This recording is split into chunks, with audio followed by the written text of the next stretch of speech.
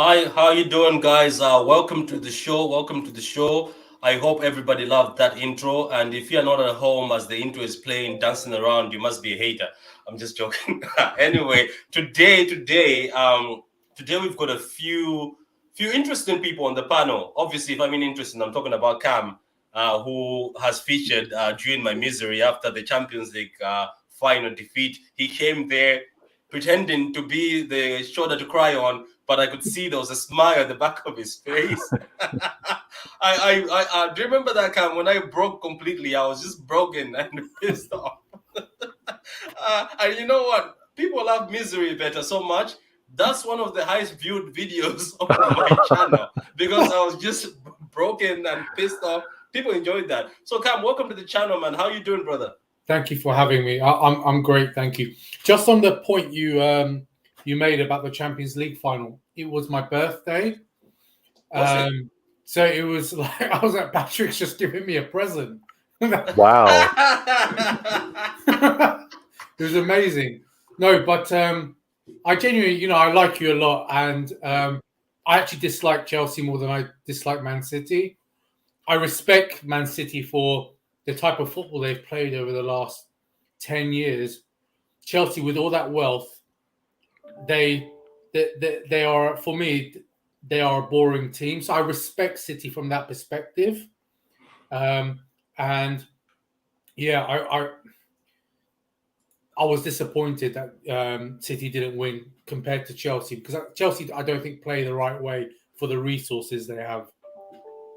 Yeah, that's true. Like for a lot of people, I'm pretty sure everybody was shocked. I think even when you sit back right now and see the way we tore them apart when we played them in the Premier League this season, and when we played them this season, we gave them no opportunities, as if I don't know if it was payback, but you could tell that, okay, so this team could have ripped this team apart. It's just that the players that were played, I think, were not the right ones. But anyway, Adam, how you doing, man? I hope today you don't have a brick mic. How are you doing, Adam?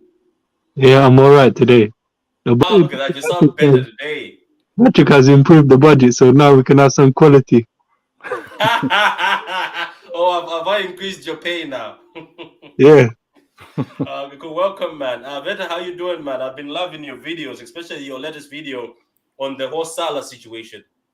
Oh, thanks, man. I think it's a evolution. It's a learning process. I'm just sharing my thoughts. That's all that it is, and I'm trying to be genuine and to be fully honest. It's to share and try to get feedback, because I'm all the way over here in Toronto. I'm not in this central location where all of you guys are feeling and loving football. So it's my way of trying to be connected. Yeah, that's good, man. It's good content. I'm just going to ask that before we start off, Cam. What's your feeling on this Salah issue? Like, it's dragging so long now, because at first you were like, okay, sorry, it's just his agent, maybe, and himself. But he started, at first he was quiet, you could hear him, you're like, that's just his agent trying to get Liverpool to give him more money. But now he started talking himself, like he said, going on camera at AFCON, doing these interviews. And this latest interview that's on Fab's page, he says, they know what I want. It's either I stay or if I don't stay. You know what I mean? Yes, or it's either yes or no. So how are you feeling? Like, do you think that's what's also distracting him, for the fact that now he hasn't scored an open play for a while now? So just thank you for the question. Just on that, so just quickly, let's isolate the form, and then I'll get to the centerpiece of your thesis.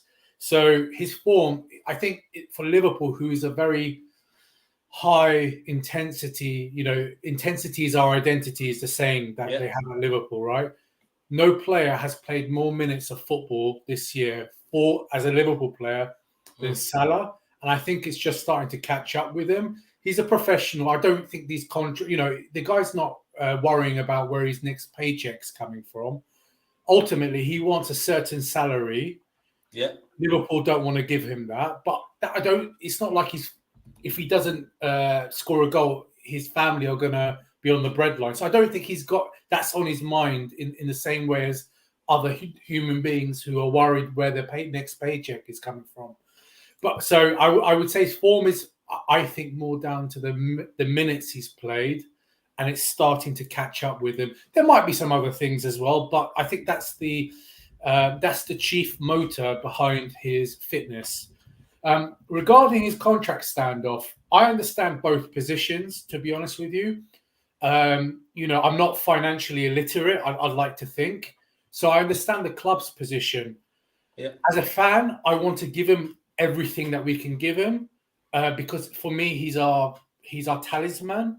But at the same time, he's 29. By the time his contract finishes, he's 31. Yes, there are outliers like Ronaldo and Messi and Lewandowski and Benzema who keep on performing as they get things. But it's risk. For every Benzema, there's an Aubameyang at Arsenal. There's an Ozil, etc., etc. And also, Liverpool have a wage structure. Van Dijk could argue and say he's the best centre-back in the world, one of. If Salah's going to get that, I want that.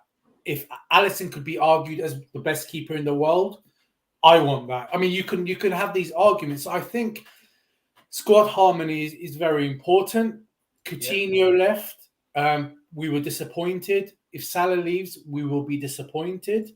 But ultimately, we are a team that's, I think, has a great squad harmony. Like Man City, that you can't be where you are without having a close-knit squad. Look at Man United with all the infighting and so on and so forth. So, listen, if he doesn't want to stay, the grass may be greener somewhere else for him. I want him to stay, but I understand the logic behind the club. We have a wage structure. Klopp said quite clearly, we're not a club that pays the best, but we pay well enough. And that's my position.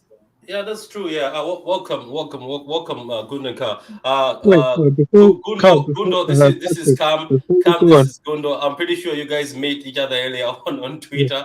But this is one of my close Liverpool friends, Carl. That's Cam. This is one of my close friends, Carl. Yeah, Adam, wait, let him finish, Adam. Let him finish. Yeah, Adam, what were you about to say? Go ahead. I want to ask a Liverpool question. Like, say, hypothetically, like, say if they put him, say, on something like, say, 300,000, and the rest, like, remained in, like, say, 100,000 or 150, say, like that, say, like, performance bonuses, like, say, if he scores, like, a certain amount of goals or something like that, would you think that's much better option than, say, giving him the lump sum straight away than, say, like, starting him off, like, say, something around, say, 250 or, say, 300,000, and then giving the remainder of, say, what he wants in performance bonuses? What do you think about that? I think it obviously from a club. I think obviously from a club position, it de-risks the club. from paying a higher base rate if there isn't success as part of the role.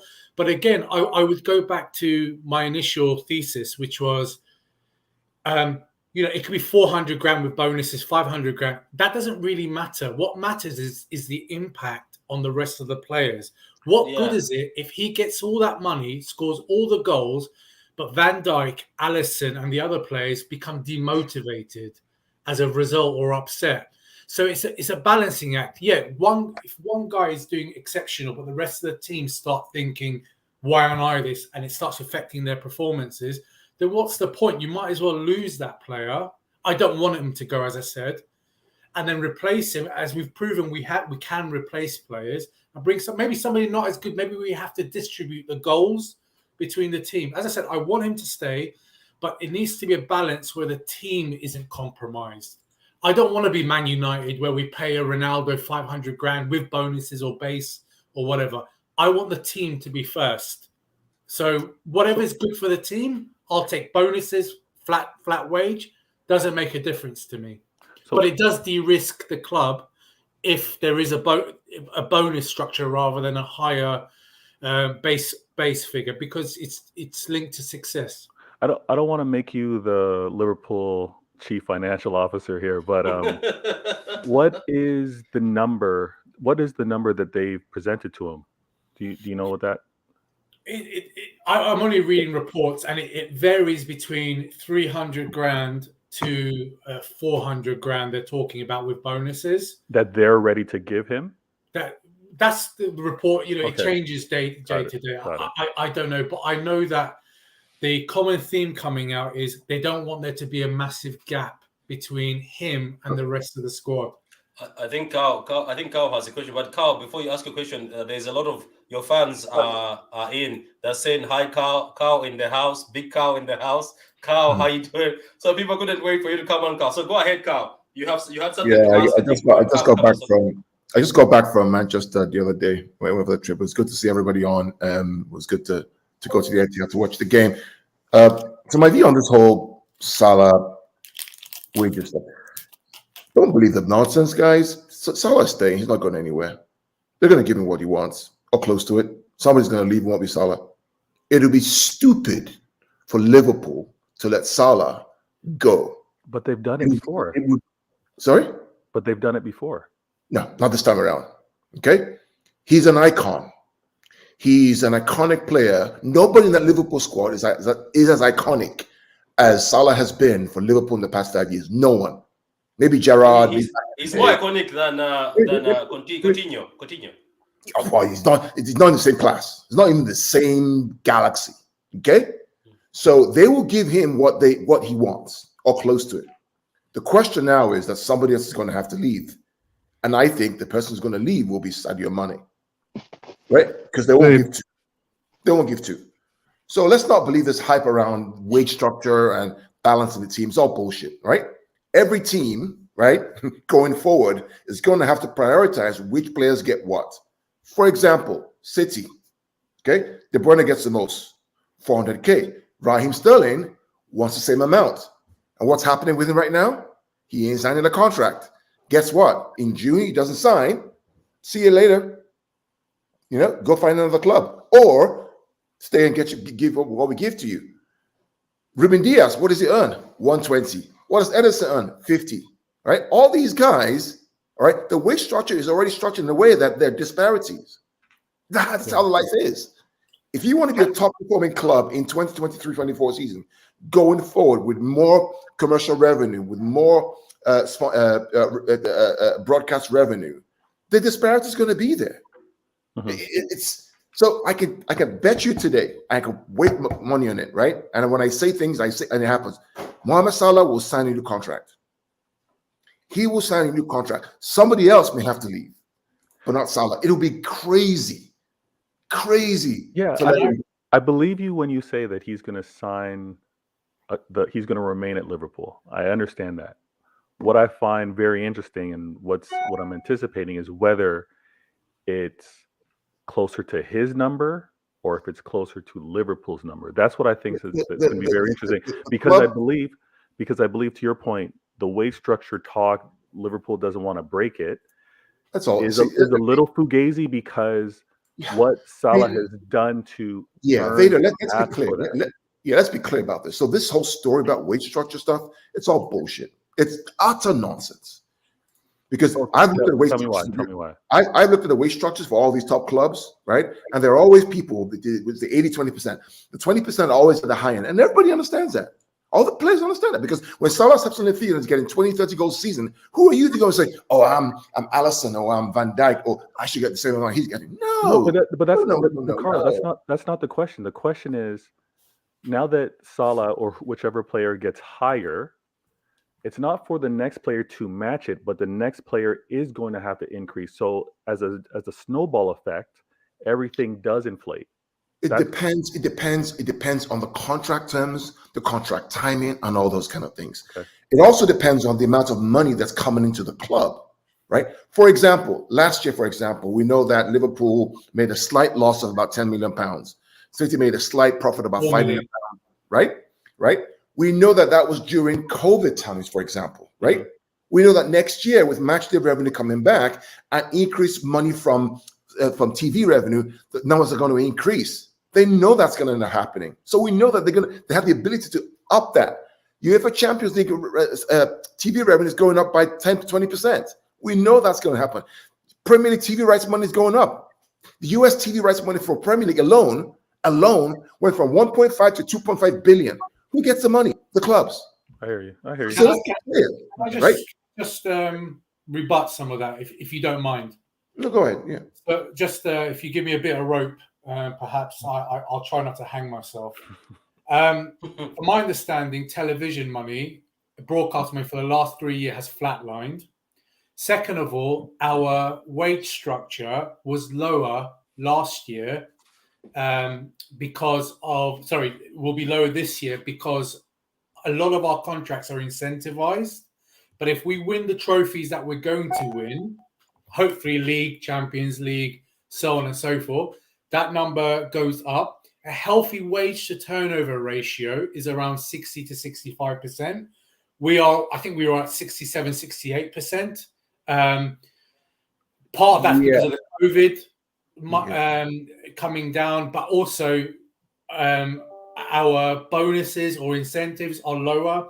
So, and you also have to factor in, if Salah goes on 400 grand with bonuses and Van Dijk is on 220, which is our highest right now, if you like, that's 180 grand difference. But it's not only squad morality within in the squad happiness. The next player we buy won't come on a lower salary. They'll be looking at Salah's salary, and their agent's going to be asking for more and more money. I think ultimately, I understand what you're saying, but with the greatest respect, you support Man City, who are less risky they're more. Liverpool are more risk adverse than Man City. They will give the Kevin De Bruyne's that money because your owners feel like they can risk it. Our owners are venture capitalists. Everything is to the bean is counted in a spreadsheet. So this is why I think, although I accept some clubs operate the way you do, like the Man Uniteds, who have been reckless, FSG don't strike me as an ownership model that's been reckless. They made mistakes. Yeah, I hear you. And I actually did a presentation on this last week, and I'm going to pull up the numbers right now because I have the numbers in front of me. Sure. So first of all, broadcast revenue actually went up last year. Let's see. Hold on a sec. I have the actual numbers in front of me. I wish I could share my screen. Liverpool, right? So Liverpool last year, income last year was £487 million, right? Your wage was 314. Your wage to income was 64. But you factor in amortization costs, and your wage to income goes up to 79%, which is the issue around this UEFA's new cap of 70%. Okay, which is even worse, right? Right, 79%. Right. You made a loss of 10 million, and then you have a debt of 232 million pounds. So, and then wages is based off of three things. It's expense. The costs, wages, amortization, and other operating expenses. So, listen, when you look at Mohamed Salah, in my opinion, there's just no it makes no sense. How much does Salah cost to replace? Because you lose that kind of iconic player from a club. You know, how competitive? Yeah, you can get Luis Diaz, you can get that kid from Fulham. Is he a Mohamed Salah? How much would it cost to replace him? Was Mohamed Salah a Mohamed Salah when we bought him? He was always there. Well, hold on. He was always there. Wasn't The as Liverpool big. system. Was he as big? What I'm hearing That makes- is that makes the sense. Liverpool Mohamed Salah was system, they will always make there. a new one. The question was, did Mohamed Salah fit into the system that Liverpool plays on the club? It's different. If you think that kid from Fulham, that new kid, Carvalho, is going to become a Mohamed Salah, then we got some problems here. Because he ain't Nobody going to be. thought Mohamed Salah was going to be a Mohamed Salah. Even Jurgen Klopp had to be persuaded to buy him from his scouting system. Roma. Yeah. So this is the point, right? We cannot listen to replace Salah as is with where he is with his contract. I have to look at transfer market, but I'm presuming his base is going to be like 80 million to 100 million plus agent fees plus wages. To replace Salah, 80 million to replace Salah? With his current 2 years left on his contract or a year and a half left on his contract, I think, let's say it's 150 million. It doesn't matter. I take your point as what you're saying. I don't want him to go, but ultimately the club has a number, right? He's not going, guys.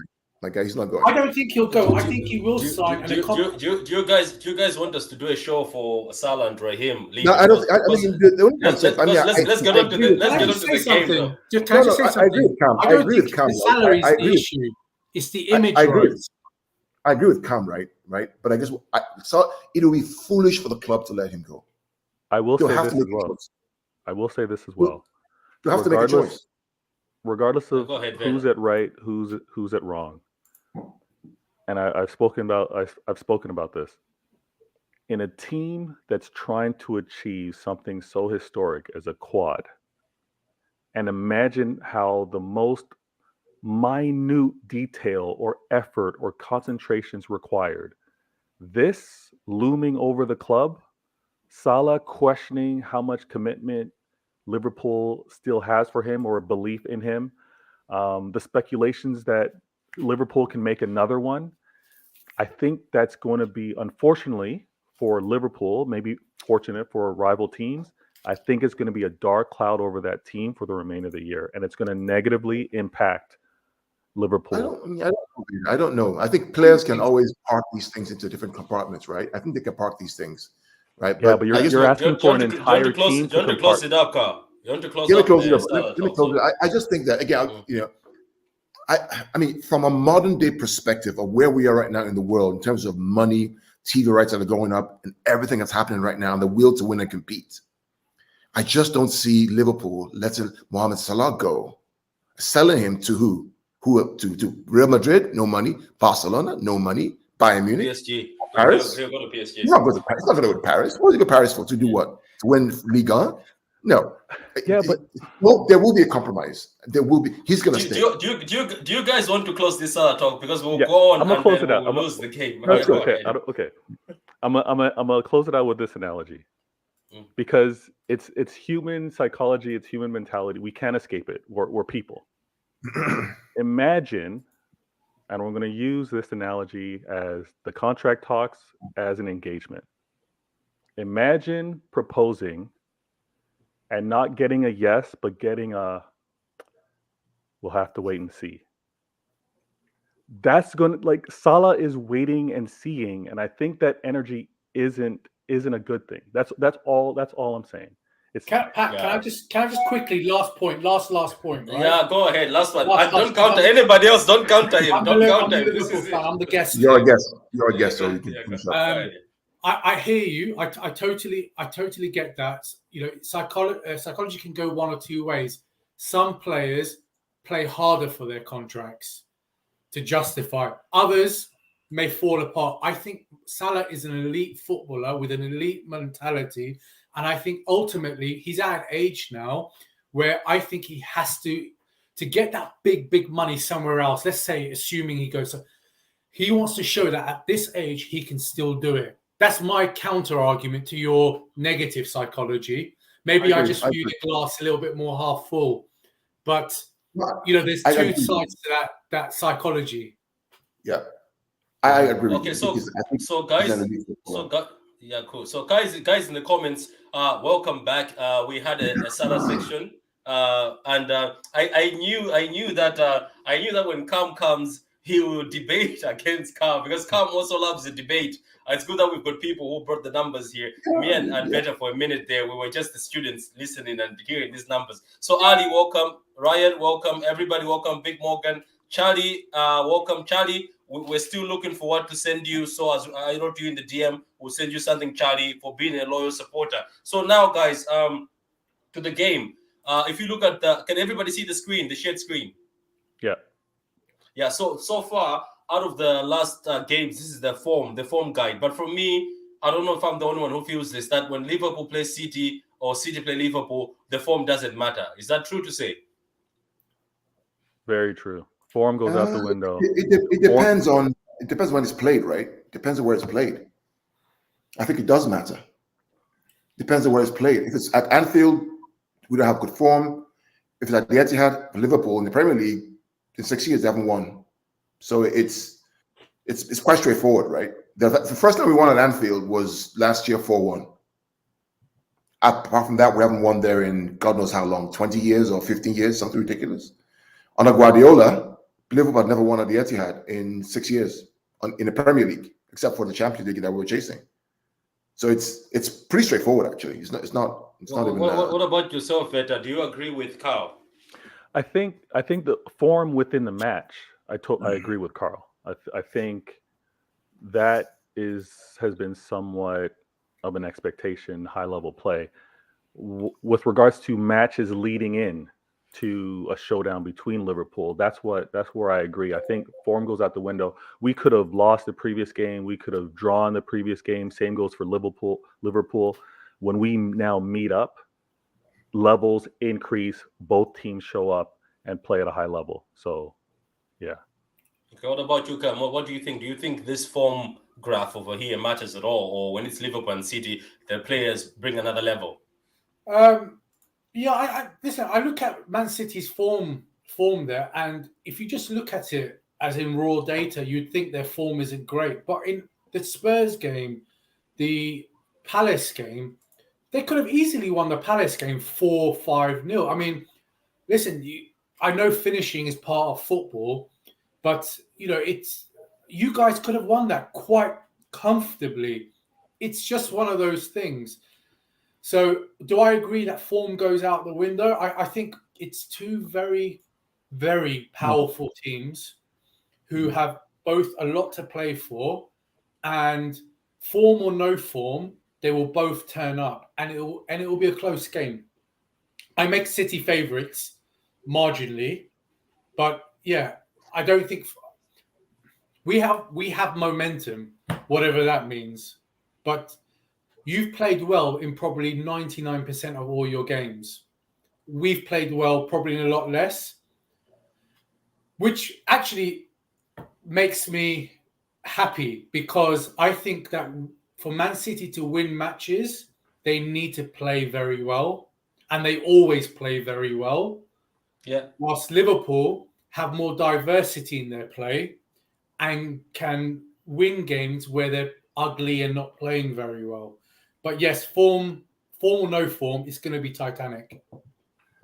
Oh, Grant. So if you look at the results with the Liverpool versus Man City, starting from 2019, we were beaten 3-1 at Anfield, and then we won 4-0 at the Etihad. Then we drew 1-1 at the Etihad. Then we beat them 4-1 at Anfield. Then 2-2 game. Obviously, this 2-2 game, that was the one at Anfield. I'm pretty sure you guys remember this. City played a very good game in the first half, and if we were clinical, I think a lot of Liverpool fans admit that we could have closed the game and shut it down. Go ahead, Carl. Patrick, I remember before that game, I kept telling all of y'all out there who were picking up Chelsea and saying Chelsea were going to win, and you guys abused me, right? And I told you one thing. I said, that's absolute nonsense. I said there are two teams in this league that are the two best teams, and they'll probably end up struggling for the title. I said Liverpool and City. I told you guys. But you guys laugh and say, no, they got Lukaku, they're Champions League winners. They have. I said, no, look, let me tell you. The Champions League is a cup competition. It's a one-off game. You can win it or lose it. Best doesn't always win it, right? When it comes to the league, 38 games, there are only 2 teams that can win it, in my opinion. Only 2, right? As long as those 2 guys are here in the league, Guardiola and Klopp, only 2 are going to win it. And here we are today, right? 6 months afterwards. And the 2 teams are streets clear of everyone else. So everybody laughed at me then. I remember very clearly. Adam, Patrick, all laughing and saying, oh, this and that I'm being too whatever it is. And here we are today. Yeah, well, to be honest with you, I remember I did laugh, and I think I was the ringleader. I was the leader at laughing. If I don't, I was the leader. I was the leader who laughed. Can I just say something? I had the same position about Chelsea. Liverpool and Man City are 90+ point teams. Exactly. What did I tell you, Patrick? Isn't that what I said? Chelsea and other teams, they're 70 to maybe 80 at stretch point teams. We're in the era of systems and the super managers, and there are only 2 super managers in world football. And the last 3-4 years, Liverpool we're on for 90 points. You're on for 90 points. You did 100 points. We're a 90 to 100 point team. No other team can compete. They just can't. Well, I mean, Patrick, what was my argument that I made when we talked about Chelsea? I said Chelsea have not demonstrated to me, or United, or Tottenham, or Arsenal, right? Love them, have many friends, that you can get 95+ points in a season, right? Until you show that to me, then I'll start to believe. I said that very clearly because I know one team has got 100 points, the other team got 99 points, another team got 98 points. And now it's got 97 points. Until you show me you can cross 90+, I ain't taking you seriously. Now, in a cup competition, FA Cup, Carabao Cup, Champions League, 90 minutes, one-off game with away goals, anything can happen, right? We saw it against Chelsea last year in the final. We saw Atletico against Liverpool 2 years ago at Anfield. Anything can happen. It happens. But in a 38-game league, right, playing back every 3 days or every couple of days, playing a back 3 and less progressive football, there's only one argument to make, mate. And here we are today. Here we are today, Patrick, with 2 teams that can make 96 points. No, I gave you your flowers for that. Look, let me be honest with you, Carl. I know that, as I said, I was the ringleader who was laughing. I started the laugh gang, and I think I was the one who went against it, and you told me that I'm going to swallow my words, which I did, because I seriously thought this Chelsea side has got momentum and they might do something. But I wanted to ask you something better. Looking at the table, right, where Man City are top with 1 point, the goal difference favors Liverpool. Mm-hmm. Which team do you think is under pressure? I'm also going to go to Cam, but which team do you think is under pressure? Because if we win, we're going to be 4 points above you guys, I think so, above Liverpool. And with Liverpool win, they're going to be above by 2 points. So who here has to win? Who is desperate to win here? Is it both teams? Or because first of all, personally, just me, and I'm going to let all of you guys answer. I think this title decider tag on this match is being manufactured by the media. I think it's not going to be over after this. I think some of these teams like Wolves, Southampton still have a say in this. Spurs, United will have a say in this. I don't know. It's just me. But I'm starting better than I'll go to Cam, and then I'll go to Carl, and then Adam. Who do you think is under pressure to win this game this Sunday? So was that to me, yes? No, it is to Vader first, then after it's you. So the pressure's on the chaser, right? The pressure is on Liverpool to take advantage of this match and essentially go ahead of City because we are up by 1 point. So they really can't afford like a loss in the sense if the decision is if they don't win this match, then they're not going to be closing the gap for the remaining matches. And assuming that City is going to win all the remaining matches, I still think there's a lot of matches left to play. But that being said, if Liverpool comes out with a draw, if Liverpool comes out with a loss, it's a huge disappointment. It's a huge disappointment because they haven't gone ahead of City. Mathematically, they haven't. Remaining games, it's still between the two of us on how we manage wins moving forward. In addition to that, we're also playing in so many other cups as well.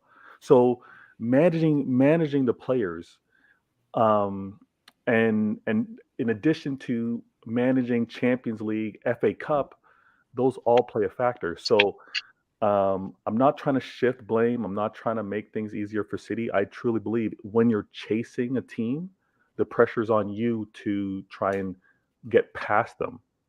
And that's why it's for City just to play our football, ideally come out with a win, increase that gap. But again, even if it's a draw, we continue to have a gap between us and Liverpool. That goal differential now, I don't want to look too far ahead down the remaining schedule, but there is that opportunity, depending on what teams are playing for City to close that goal differential. Okay, so Ryan says it's more pressure on Liverpool because Man City are above Liverpool by a point. If Liverpool lose to City, then that's not good for Liverpool. If Liverpool win, then Liverpool have a chance. So, Cam, what do you say? How do you counter, before I go to Carl, what do you counter this with? Do you agree, as what people are saying in the comments, that it's more pressure to Liverpool and what Vator just said? To me, yes? Yeah, it's you now. It's you. It's your turn. Then we'll go to Carl. Apologies. So I'm actually thinking totally differently to our friend, and I'll adumbrate why. For me, City, we've been tiptoeing towards City over the last 10 weeks or whatever it is. For me, it's a game that we cannot lose. We lose, the title's over. But if we draw, we are still 1 point behind. Our breath is still on the back of the neck. I think personally, with the quote-unquote form you've been, and the fact that you haven't scored in 4 or 5 Premier League games, it isn't beyond the reality that you draw another game somewhere. Liverpool could obviously draw and lose other games as well. But I think as long as our breath is on the back of Man City's neck and it's not 4 points, I think you're constantly worrying about what's behind you. And then there'll be fixtures where we play first. And again, that pressure of having to win comes back in. So it's psychological, but I think we cannot lose. If we win, obviously great. Even if we win, I think 2 points still is 1 game difference, but 4 points is a massive problem. But as long as we're touching you within 1 point with 7 games to go, whatever it is to go, I think that you'll be under massive pressure to hold that lead. And as I said, you've got 4 or 5 games without scoring. You don't have an Aguero up top anymore. It isn't beyond the reality that you drop points, similar to Liverpool. But I think we'll have the impetus to carry on because we didn't lose at the Etihad. That's a big thing. Etihad is a difficult place to play in. That's my take. So, we also can't remember the 98-97 season, which is very similar in terms of the back and forth, Liverpool winning, City needing to answer. And on the very last game of that season, again, with Liverpool breathing on the back of City's neck for the large part to close out that season, City was still able to come through and get the title. Now, I get what you're saying with regards to looking at form, looking at present day. There are some questions, but I think in terms of showing that we've got the capability, the mentality to deal with that pressure, that's where we're still capable, and we're not fretting about it. We're not worried that we're not capable of doing it. But I hear your point. I hear your point. Can I just say something to that? Just very quickly. Right, We were 10 points in front. You had a game in hand, obviously, and I always felt like as you were bringing it in, you were on our back, and I was feeling that, and it was a real problem for me. And I think it's still, once you overtook us, we were breathing on your back, But I think because you fought so hard to catch us and we were dropping point, I think you had the momentum going into it. Whilst I think it's the flip side now. Okay. That's my only argument. I hear you. Sorry. Yeah, I think your arguments are both fair and they're truth. It's a fact. I mean, it's unequivocal. Nobody can debate that. But I like to look at this as the question was, who's under pressure? I want to boil it down to the game itself, looking forward. And I think in that game, you're going to see moments where City will be under pressure because of the context of the game, and moments where Liverpool will be under pressure because of the context of the game. It's not about who is going into the game tomorrow under pressure. They're both under pressure because both want to win. Two great teams that want to win. But I think if you look at the game itself over 90 minutes, you're going to find moments of where one team is under pressure, the other team is not under pressure. You see that swing in the games. And however that plays out will ultimately decide who wins that game or not win that game. Because both are very finely balanced. Are you following me, right? It's not about what happens outside. It's about what happens on the day, in the game, in that moment. And hopefully the referees don't have a role to play. That's what's going to make the difference between the two teams, in my opinion. So that's going to be. But just to say that, I agree with you. Both teams will suffer in that 90 minutes. They will do because there's two brilliant teams going head to head. But I do think that once that game is over, there will be a psychological pressure for one of the teams. Positive more or than negative. the other. So there is a causation and an effect, Right, right? correct. Great. I think that's what I don't like, and I've seen it all over the whole place, from CNN, even on Facebook on CNN, we don't know anything about football, right? Is this, title decider? No, because 7 games, right? Teams that are so close, even with 4 points, it's never over because we have to go to Wolves. We have to play Villa on the last day. We have to go to, I don't know who else we have to go to, a couple of other games. Liverpool have to play United, have to play Tottenham, who may be struggling for 4th place. There's so many different pieces of the equation that can happen that you just, the game tomorrow is one step, but it's not the only step, right? You factor in the Champions League quarterfinal and semifinal games. You factor in the FA Cup as well. These little things can shift the equation either which way. But so it's almost amateurish for the media who are trying to create a storm from this. And fans are way, way beyond that kind of thinking, right? They're looking at cause and effect of the game, inside the game, what happens after the game, and how the other games are going to affect the title race. Yeah. But you would accept, sorry to interrupt, you would accept that the reason why these two teams are as good as they are, probably the best of the Premier League era, I would argue, is because they don't drop that many points. Correct. And I would say to you 10 years ago, 15 years ago, your argument would be the norm, right? There's 7 games to go. There's lots of twists and turns. Right. There might be one more twist somewhere. There might be. But both teams, I cannot see dropping more than 1 game out of the 7 going through because they are 90-plus point teams. Exactly.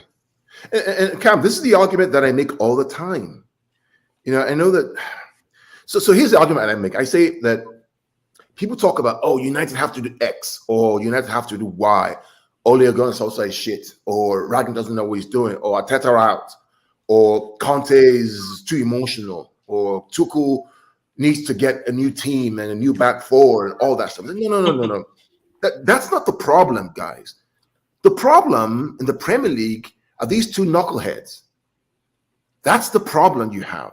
It's not the team. Look, you take those two knuckleheads and you place them in Arsenal and the United team, right? And give them some money to spend. Quick. Give them 2 years, they're going to be up there again.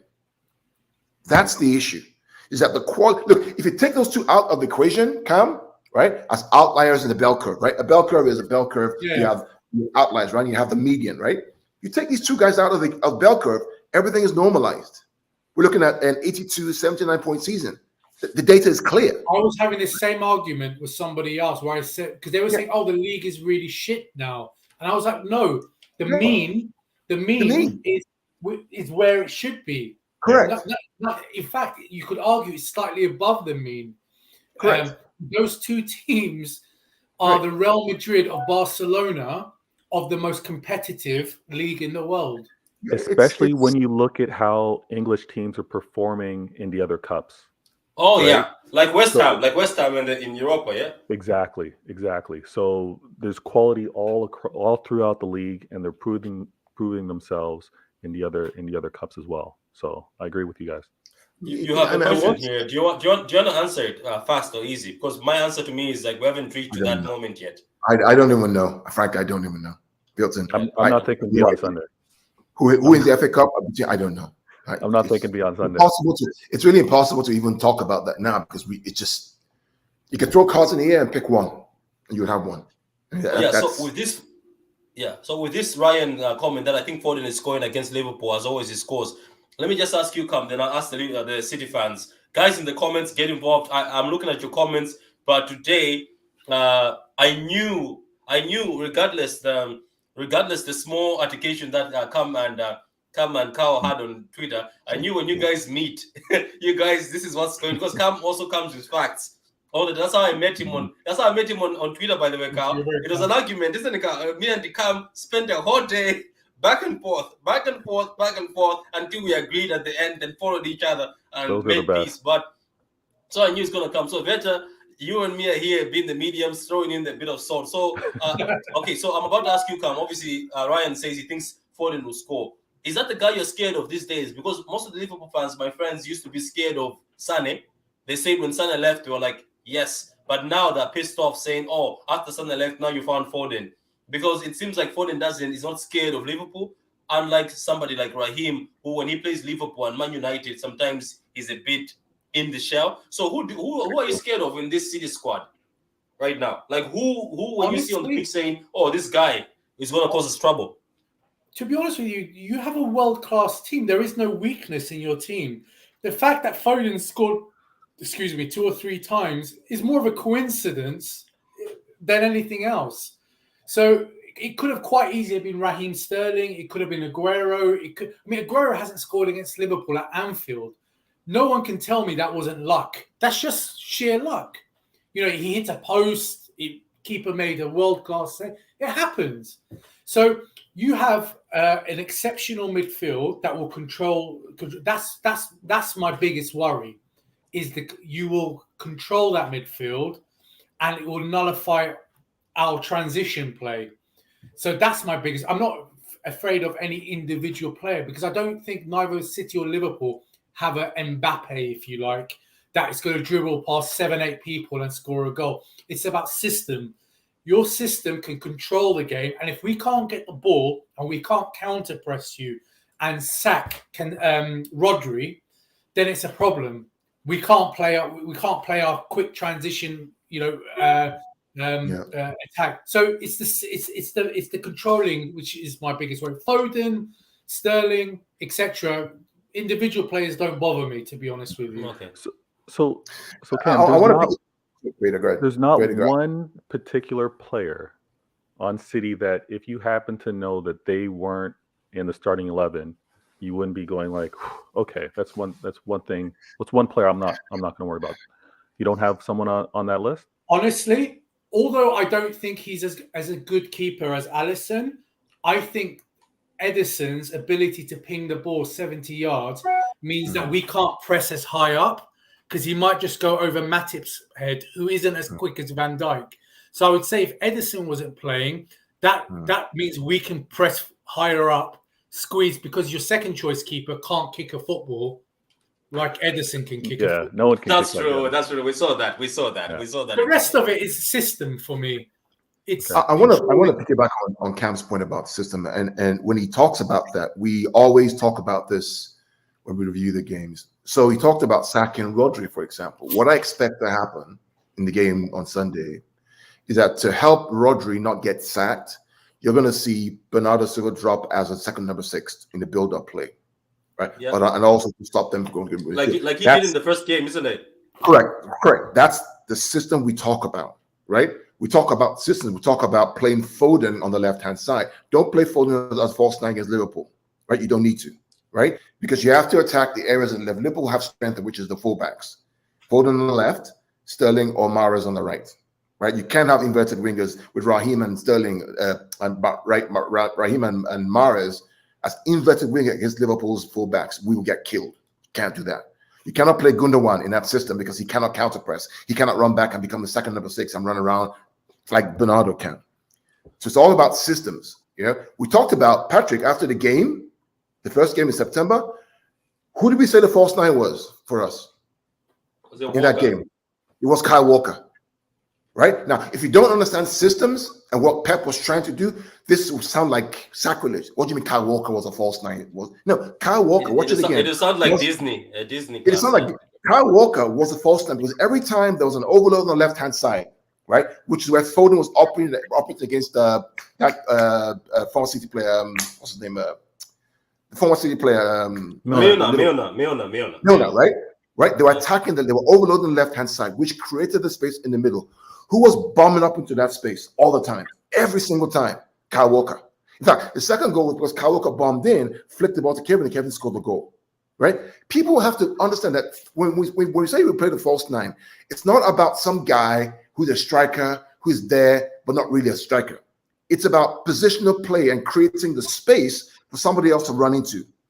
And in that game, it was Walker who was the false 9, quote unquote, that ran into that hole that was created by the overload.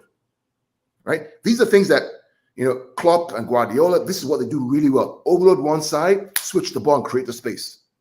Now, I know this because I also coach kids, and I spend a lot of my time studying material on games. I watch hundreds of hours of games a week to see what's going on. What can I learn?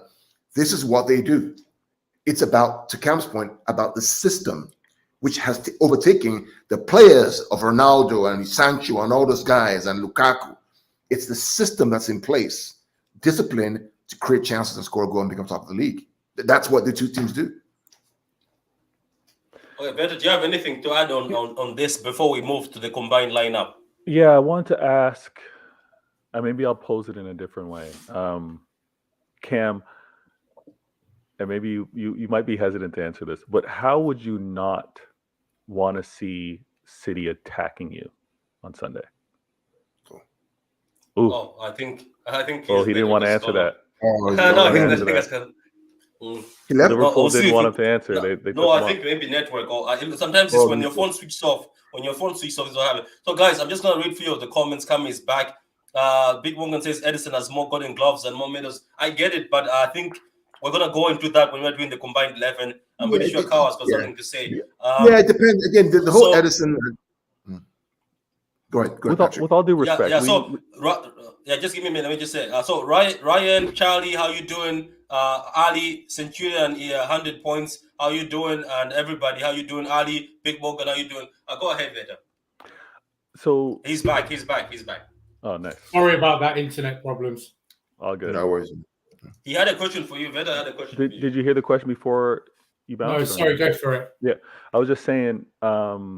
And hopefully you're not too hesitant to answer this, but what do you not want to see City do against Liverpool on Sunday?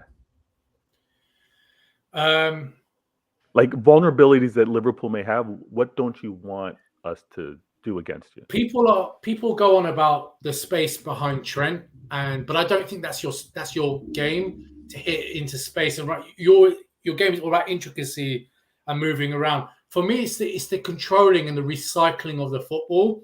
It's so demoralizing for opposition fans that, you know, we get 30-40% of the ball and you keep on recycling, and then you create overloads, which look a bit weird on paper, but it's actually Pep's style.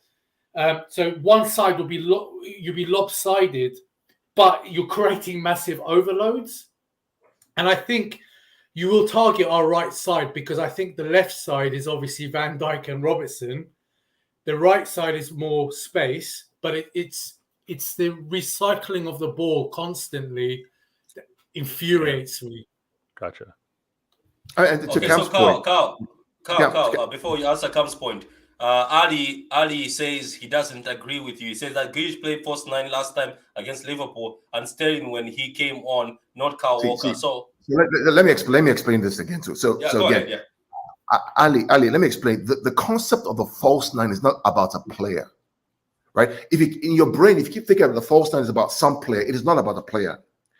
The concept of the false nine is about positional play, space. How do I create space for somebody to run in? For example, like 2 years when Gundogan used to be the false nine. Where was Gundogan's original position starting off? It was always deeper. But when you overload one side, you create space in the middle for somebody else to run in. Ali, if you watch that game again, go back and watch that game again and watch it again, right? Every time there was an overload on the left side of Liverpool at Anfield, every time it was a Foden or De Bruyne or Cancelo moving the ball to the left, there was a big hole in the middle, and every single time, guess who was running against field the spot? It was Kyle Walker. It wasn't Grealish. It wasn't Sterling. It was Kyle Walker bombing up from the right side because the ball was on the other side to create that, to be part of that false nine. In fact, the goal that came, the second goal that came was because Kyle Walker flicked the ball back to Kevin to score the goal, acting as a false nine, right? So we have to understand, false nine is not about a person; it's about the position in the field. In fact, when I teach my kids, I'll tell them that there's a concept I call 7-7 or 11-11, right? 7-7 meaning that if you're supposed to play this false nine position, when I say 7-7, overload the right side. When I say 11-11, overload the left side, which is a hole in the middle for my number 6 number 8 to drop. Sorry for disturbing you, Carl. I'll let you finish. Did you just rob from 7-Eleven the shop? Did you just rob that? You know 7-Eleven the shop. I'll keep going. Yeah, but I mean, let me explain what I mean by so I tell my kids under 14, I do 7-7, 11-11, which means that I want you to double up on the number 7 space on the right side. I also want you to double up on the 11 space. So overload one side or the other side, create the hole for somebody else to drop in, which is my number 8. That's the false nine system. That's what they play. Can I just say, I think people are too hung up on positions now. Salah is a right winger, but he's constantly driving in, creating the space, which, I mean, that whole age of 4-4-2 where your Kanchelskis and Giggs was just on the left and right is over now, I think. I agree with you. When you attack, your forward is in a different position to when he's in defensive phase of play. Yep. Cam, let me just reinforce what you're saying. So people think that Liverpool and City play a 4-3-3. Fact is, an average position, they don't. Right? 2-3-5 when in offense. Thank you very much. 2-3-5. Right? Go check it out. They play a 2-3-5, or City play a 3-box-3, or a 3-2-5. Walker tucks in, Cancelo goes in midfield. And exactly. Yeah. Liverpool, you have the fullbacks joining the front 3, making a 5, then the middle 3, and then the back 2, and then Alisson is high. Right? So when we watch games, that's fine. I know some fans don't like to talk about this kind of stuff because it's kind of boring. Right? I like it. Maybe Cam certainly does like it. I can see. But you have to study the game, looking at it from a strategic perspective. What exactly is going on? Where's weakness? What is the manager trying to think? Because if you do that, you'll enjoy the game more. I mean, Chelsea versus Real Madrid, right? Real Madrid were playing a false nine. Benzema was a false nine. Because every time he got the ball, guess who was in front of him? Vinicius and Federico. But he was deep, but they'll cross the ball over, and he's there. Right, coming in from deep to head the goal in. So we have to begin to appreciate these guys that we have in the league and understand it won't last forever. They're never going to. They won't be here forever. We have to enjoy it, or else we'll just be watching the games and nodding our heads and going on Twitter and trolling, and that's it. And the next do both, right? You control and enjoy it. That's what I try. Come enjoy throwing. Like, come would throw somebody for a whole day. Anyway, so guys, look, we're just gonna go fast here, so we get on. So we're gonna start with the combined. I'm just gonna read the call. I'm just gonna welcome guys. Tuna, welcome. Omar, welcome. Vilton, welcome. Yeah, Vilton, we're about to do the combined 11. So what we're gonna do here, guys, is we're gonna be bumping off each other, and then we'll be voting for the player. That why is this player there? I want everybody to put input, but since Cam is our guest, Cam, you're going to be picking, but we're going to also ask you that why are you putting that player over this player? So we will fight against it. So you have to come with also enough fire and ammo to convince us that why is Ox Chamberlain playing? Why he's just been in hospital for the past season. I'm sure So, Cam. look, I'm sure Cam won't pick Oxlade-Chamberlain. I'm sure he won't. I mean, it'd be easier, Patrick, if we just pick the obvious people that we know are going to start. You know, of all teams, right? There's some obvious. yeah, so we're doing a combined. We're doing a combined 11. So guys in the comments also get involved. So go ahead. Yeah. Can I just say something quickly? We will do the 11, but I do really think that we have both world-class 11s. And I know I troll on Twitter, but it really depends for which manager. I know I'm overcomplicating it slightly, but Pep has a profile of player, and Klopp has a profile of player. We can argue it, but Gundogan works very well for Man City, but I don't think he'll be as good for Liverpool, and vice versa. Henderson, I don't think would work for City in a Pep system. So that's all I'm saying. Yeah, I agree. Okay, so can I put a category? Let's base this on quality and this season. Why don't you just do two teams? So who does Cam think is going to start for them? Who's their 11 and why? And we can do our 11 and why, and then we can talk about. I mean, rather than do combined, sometimes can be very. And look, guys are out there. This is what we do. Right? We don't like to fake anything. We're brainstorming as we're speaking. Oh, I was only doing a combined. I was doing a combined because it's by public demand. They're asking for a combined in the comments. Let's do it. Let's do it. Don't worry. I know Carl, you're ready. Carl, you're ready with Ammo. No. Okay, come, start. Go ahead. We're gonna start with who's going to play as the striker. The false nine. The false nine. Oh. No. So I think Firmino would play because I think he will sit on Rodri to sack him. I think Jota is the better striker. I think Mane could go up front and Salah and Diaz will go on either side. But I think for this game, the counter press and sacking Rodri will be important. Are you asking me who if I would rather want a Man City player or no? This, as I said, don't base this on how you're going to play against us. Just base this on if Liverpool and Man City decided to come together as a team. Just basing that on who would be best for that position. I would go. Jota's all-round play isn't great, but he's a gunman, right? If you want your striker to score goals, it'll be Jota. I'll go Jota. I think for me, if you were asking me, I can go Jota too. Does anybody have any objection? If we're doing a Man City and Liverpool come together and we're just looking for a goal scorer, in the meantime we go Jota, striker. Better. Yeah. I got no argument. What about yourself, Gundo? No, no argument from me. Okay, so what about LW? I'm going Foden. I really like Foden. Sorry, go on.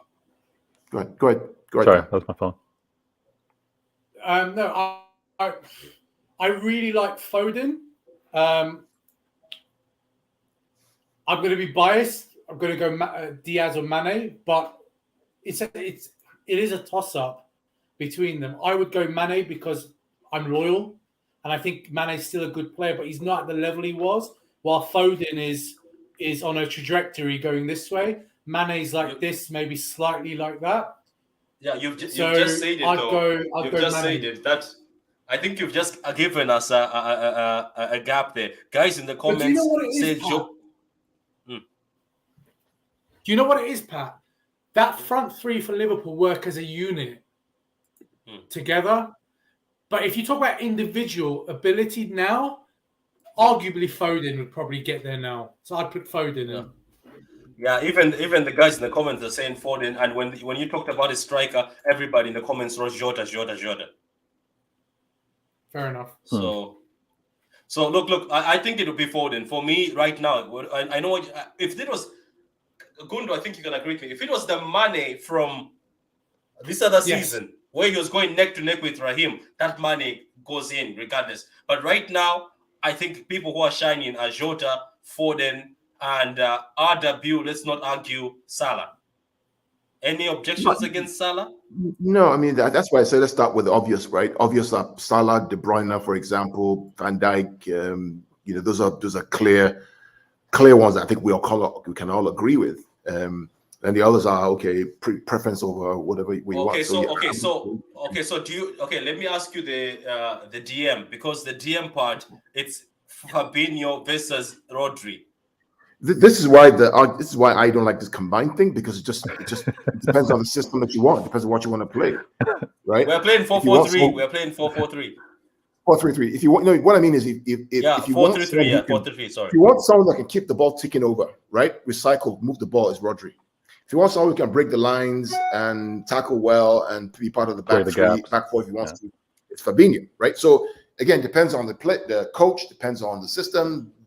That's why I don't like combined. I just feel like they don't really give you the reality of the situation. But Okay. So guys in the comments, Rodri or Fabinho, who are you choosing for the defensive midfielder role? Rodri or Fabinho? Let me see what's happening. Rodri, a better season. Tax, he says Rodri has a better season. Rodri. Yeah, Vilton as a Madrid fan, I'm surprised you're putting Rodri, because Rodri used to play at Atletico Madrid. Yeah, but Patrick, you're going to get mostly Rodri because the audience is mostly City. You're going to get that. So that's why Vilton is Madrid. Yeah, I think that's why these combines are always very, very. The combines are challenging. An echo chamber, an echo chamber, right? Because you're going to get. You know what we're going to do? Let's just compensate. If Rodri goes into the GM, one of the CMs has to be from Liverpool. Simple. If Fabinho goes let's just compensate it like that. So the CMs, you say it's obvious that De Bruyne will be there. Do you argue against that, Oh, we might have lost him. I think he's frozen. It's kind of frozen. Yeah, I think he's frozen. Oh, internet issues. Is he back? Come on, you frozen? Sorry. He's back. No, I'm saying I tethered to my phone, but I've switched back to broadband now because it's Virgin. Okay. So do you argue that De Bruyne is going to go in there? So are you okay with that? It's a close one with Henderson. Get out! Get out!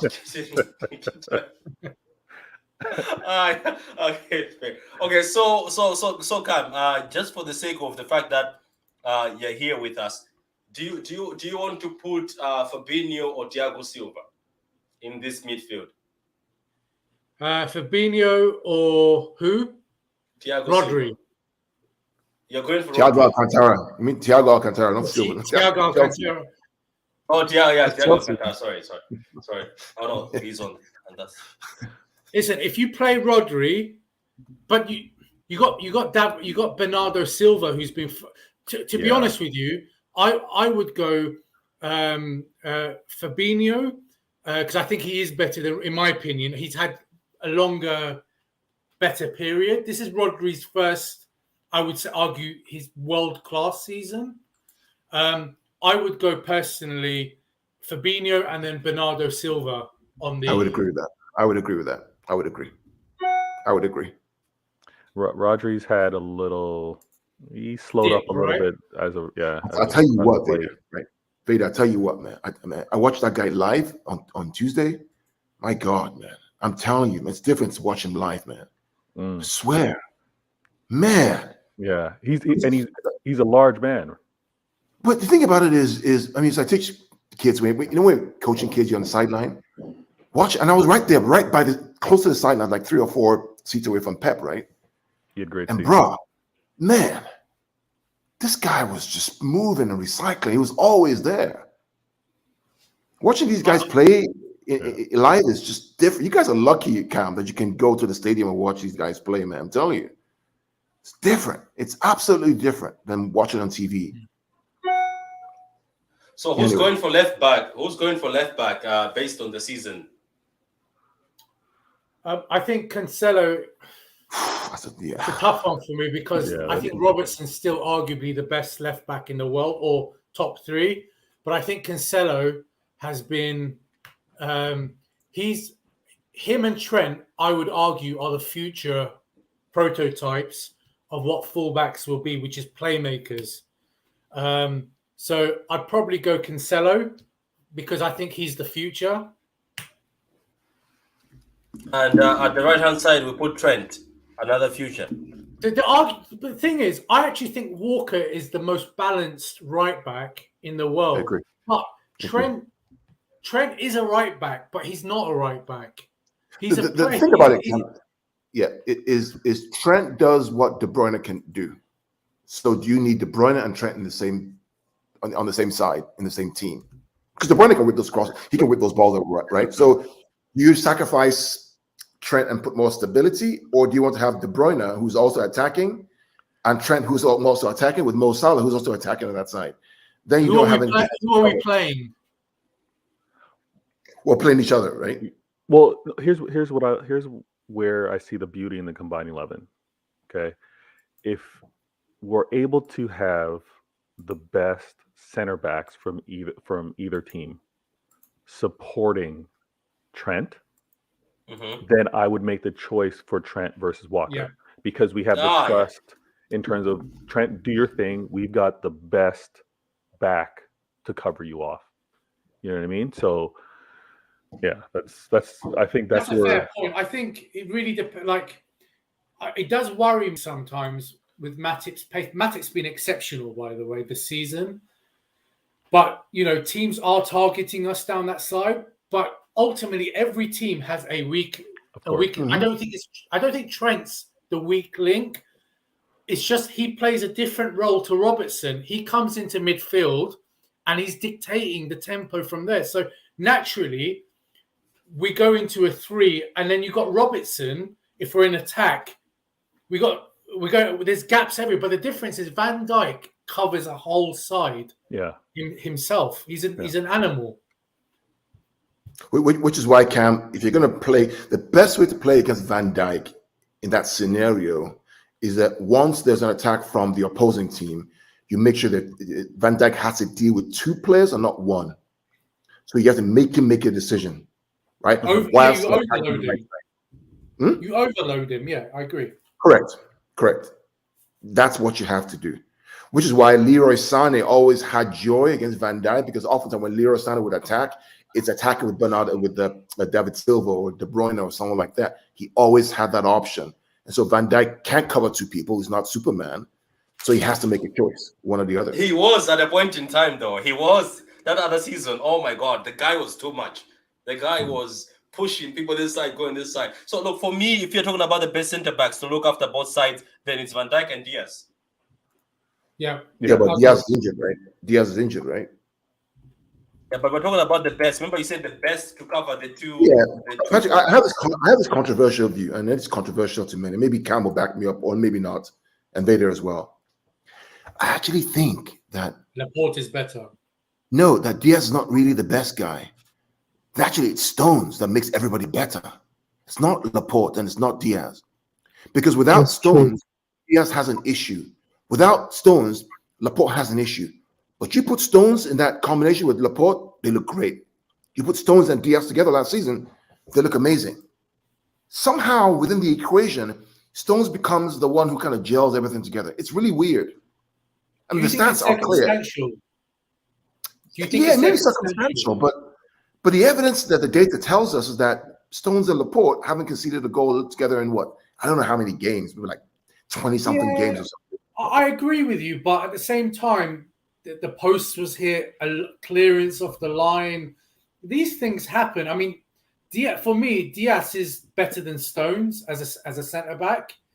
But to be honest, your most classiest centre-back is Laporte for me. Yeah, and I also, I agree. I think Laporte is the best left-footed, I said left-footed centre-back probably in England.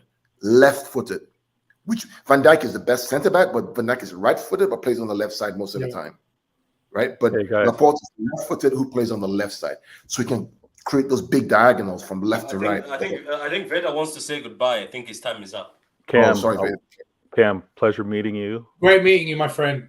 Wish you all the best today as well as Saturday. Not on Sunday. We will meet again. But pleasure meeting you. And guys, great show. Thanks for having me on. And it's always a pleasure. Take care, brother. Yeah. So these are the little intricacies that we watch and we put in our head and think about in terms of formation. But yeah, we can't go wrong. I mean, you can't go wrong with any of these guys. Diaz, Van Dijk, Laporte, just can't. I even like Konate. I like him a lot too. Very good. Yeah, so there it is. With the goalkeeper, I mean, I differ. I differ on the goalkeeper. I prefer Edison. I think that Alisson has one weakness, and I keep talking about this weakness all the time, right? Alisson is weak when he tries to play the ball from his right to the left. Yeah. If you notice, right, his distribution from left to right is good, but from right to left, they always set traps for him. So that's the one weakness. Now, in terms of shot stopping, is probably the best. Maybe Mendy, maybe. In terms of ball possession, passing the ball, clearly Edison is better. So, but I won't debate this because we have a guest on. No, let's have. Can I just make a case for Alisson, if that's okay? Yeah. Go ahead. That's the point. So I don't know if you've heard of John Harrison. He's a football goalkeeper analyst, right? So his statistics, his analysis, I think will be adopted by Premiership clubs. So Alisson is the only keeper that scores in the top 75 percentile in every area of goalkeeping. For example, Alisson's one-on-one saving, both long range and short range, are absolutely off the scale. He's the best one-on-one keeper in the world. Edison's biggest weakness isn't his shot stopping. He's still a very good shot stopper, but his long range one-on-ones, he's relatively poor. Yeah. Sorry, go on. What's Edison's numbers in terms of distribution? It's probably in the 90th percentile. Yeah, but most of the passes are very short, right? Actually, but he's not. But Edison's better than Alisson long passing. I mean, I can see that, but I think Edison's biggest weakness is long range one-on-ones. He runs out like a madman, like the Champions League final, or against Spurs as another example, or against Newcastle when he cleared the player out. And statistically speaking, he increases the probability of this. See, a goalkeeper's job isn't to save the ball, stop a goal. It's to reduce the probability of the goal happening. It's all percentiles, right? His long-range one-on-ones, he comes charging out. So the player either goes round him, passes it to the side, or chips him. His short-range one-on-ones is slightly better than Alisson because he's so quick off his line. So I would say where you say Alisson's got a weakness on his distribution from right to left, that's a fair point. I think he has been caught a couple of times there. But overall, Alisson is a world-class distributor. He's in the top 75% percentile. He's a world-class at sweeper keeper, at coming for catches, crosses, shot stopping, holding the ball, and both short-range and long-range one-on-ones. Edison's barring the long-range one-on-ones, which he seems to always mess up for some reason.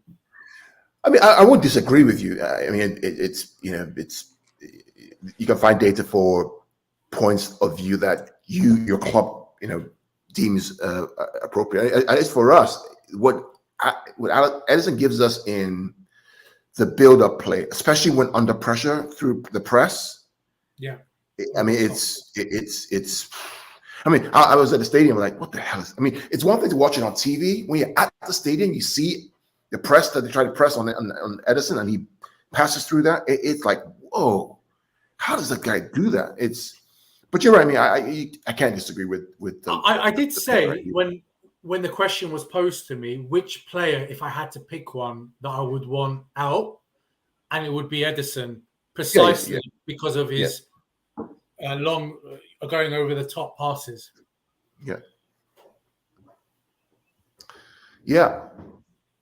It's like I say, it's when you look at and say these guys continue on for the next couple of years in the Premier League and are able to invest more and grow more. I just don't see how anybody copes, man. I'm not trying to be facetious or trying to be overconfident here. It's difficult. It is difficult. 100%. I mean, We're in the era of super coaches. And Yeah, super so we go to the predictions. What's the prediction for the game then? I'll start with you, come as our guest, and I'll go to Gundo. I think it'll be 2-2. Okay. And What about yours? And you take it. How about Gundo? What's the prediction? And guys in the comments, what's the prediction, Gundo? Well, I'll say 2-2 as well. Oh, both sitting on the fence. We both had splinters. No, because again, I watched the game from September, October. I watched it before I came online. I was watching that game again. And I said this after the game, and my friends who are Chelsea fans abused me. I said, this is probably the most enjoyable game I've watched in a long time because of the intensity, the way both teams were playing, and they're up there. At the back of my mind, I do have this thing. I keep talking about this thing at the back of my mind that's a bug I can't get out of my mind, which is it's only happened twice that the person who wins the Premier League also wins the Champions League. Only twice in in 30 or 40 years of Premier League history. So at the back of my mind, I keep thinking about, if City win the league and City and Liverpool get to the final, is there more motivation for Liverpool to win that versus City? These are things that in my mind that I calculate as well. Liverpool win the league, City win the Champions League, everybody's going to be happy, everybody go home, right? It's a tough one. It is a difficult one. I have a question. Yeah, Ryan Go City says 2-1 to Man City. Big up, Ryan. And ZZ34 late to the party says, yes, boys. Big Morgan, everybody in the comments could. I see Cam wanted to say something. Go ahead. I do have a question. Do you think if Pep doesn't win the Champions League, where does that leave his legacy with City? For me, it's as high as it can ever be because I understand that the Champions League is a cup competition. It took Sir Alex 20 years to win 2. Klopp did it in 4 or 5. Great. But that Klopp has won Premier League in 6 years. So it's about what Guardiola has done for the club in terms of his style of play, the trophies he's brought to the club, the fact that we were inconsistent at best. Even under Pellegrini, we're inconsistent, but now we're consistent. It's the process that I'm enjoying. Now, if he doesn't win the Champions League, would I be disappointed? Yes. Because I think last year we had the opportunity to win it, if not for the overthinking. Will I be heartbroken? No, at all. So that's kind of my perspective, at least. That's a fair shout. Big up to you, Shaham. Big up to you. Yeah, watching from Nepal. My favorite team is Madrid. Big up to you, man. Go ahead, Cam. I would say that the only thing I would say about Man United and Ferguson 20 years, I don't think at any point Man United were ever the out and out best team in the world. I think I could make an argument definitely for certain years that Man City were comfortably the best. And I understand it's a cup competition. And yes, his legacy, how he's brought this style of football for Man City, you could argue it's the icing on the cake. But I would say that for the level of investment, the team he's produced, and the expectations of the board, I would say that you can't ever call Pep a failure because you get 100 points, 4 Premier League titles, etc. But I do think he would leave a counter argument, especially for rival fans. You may not care that Pep isn't, in fact, the genius that we all know he is. Yeah. That's No, I wouldn't disagree, but I think you cannot look at a man's body of work, right? Barcelona, the Barcelona team in 08, 09 to 11 was nobody played like them. There's no team in the world that was as good as that team. Just Messi, Xavi, Iniesta, they were just so to win the way they won the La Liga and the Champions League in that year, to call him a man who's not a genius, for me is a difficult proposition to take. Will I be disappointed? Obviously, yes. But the man is just, I mean, it's just a cheat. I mean, 2 years with no striker, not in one number 9. Which raises the question again. What's Sorry? Jesus out of curiosity? He's actually a right winger, frankly. He's not really a number 9. He's a right winger, left winger, striker whenever he's ready to play there. ZZ says Pep has done wonders for the club, regardless UCLs or not. And then Better Games was with us earlier on, had to leave to go pick up his kids. Lucas Live says Man City and Liverpool went 1-1. So on that note, guys, I don't know if you've got anything else to say before we. Yeah, we're enjoying this. This was a really good discussion. I'm really enjoying this. I do want to really point to Cam. You know, it's interesting. I mention this all the time about number 9, no striker, no striker. This is what the media talks about, right? But the reality of the fact is, over the past 4 or 5 years, 2 teams won the Premier League, and none of them have a number 9. I say this as well. The number 9 is of an era gone by. Yes. And I think the reason why you're so dominant in games is because you have midfielders, in addition, like Spain did. Do you remember they played David Villa as the first time, yeah. I think you'll be. Listen, people say to me, "Are you worried about Haaland coming next year?" I'm like, no, because Man City are a 90-plus point team. They're not going to get 115 points, right? There's only so many points you can win. Cam, I want you to talk about. I want you to reinforce that again to everybody who's hearing, guys. So it's not just me who's saying this, okay?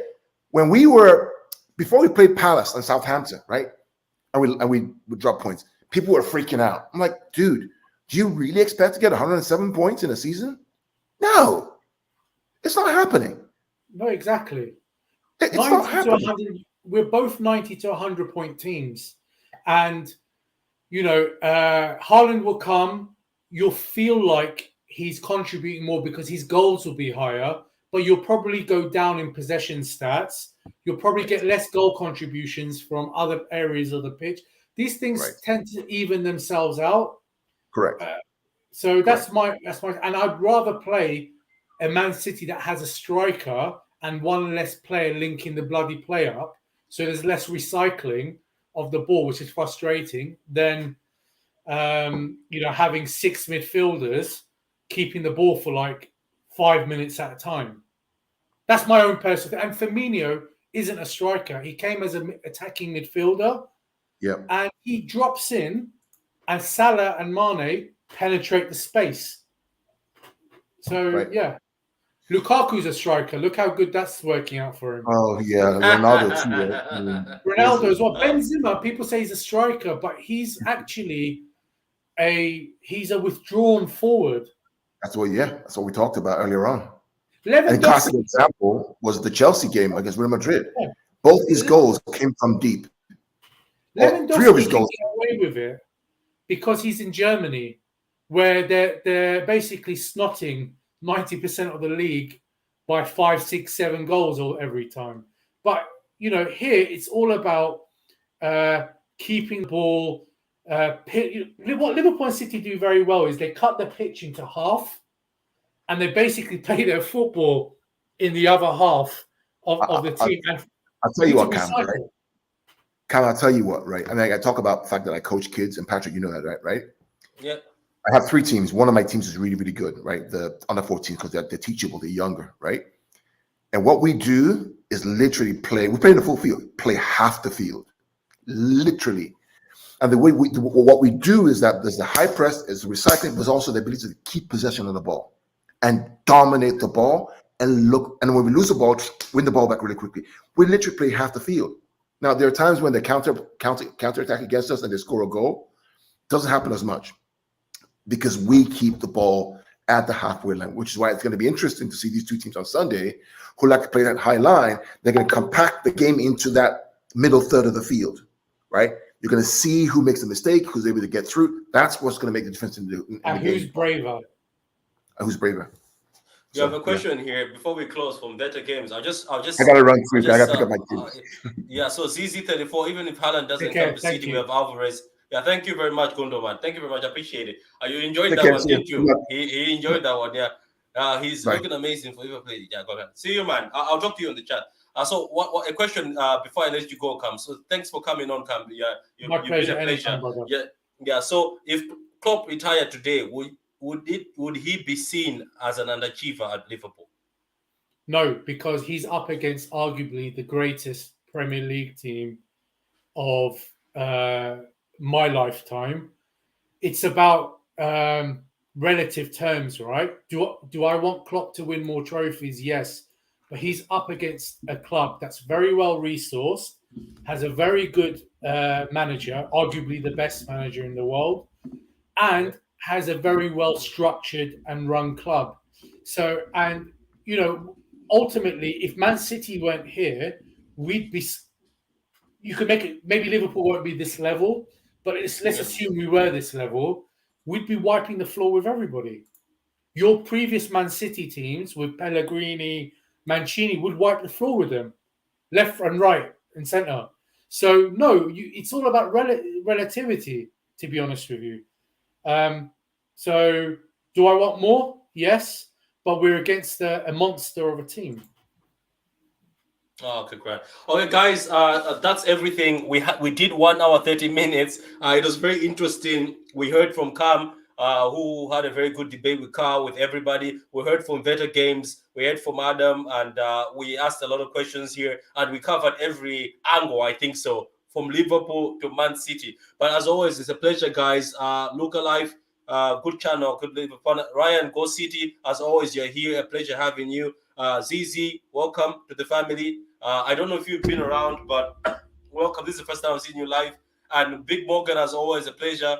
And Centurion 100 and Ali, Vilton, everybody, guys, everybody, Charlie, everybody who's always here. Thank you very much. And Cam, I'll let you go so you can go back to Twitter and start trolling people. No, do you know what I'm going to do? I first have to eat, and then I'm going to go troll some City fans.